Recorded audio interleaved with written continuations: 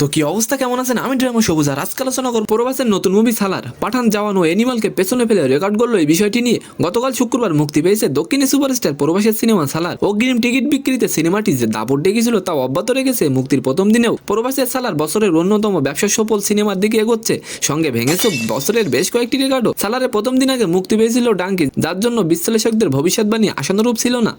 But সবার ভবিষ্যৎবাণী ভুল প্রমাণিত করে সালার পাঠান, জওয়ান ও গদর টুকে পেছনে ফেলে প্রথম দিনেই 95 কোটি রুপি ইনকাম করেছে, যেটা গড়েছে বছরের সবচেয়ে বড় ওপেনিং রেকর্ডও। তেলুগুতে সিনেমাটি আয় করেছে 88.93%।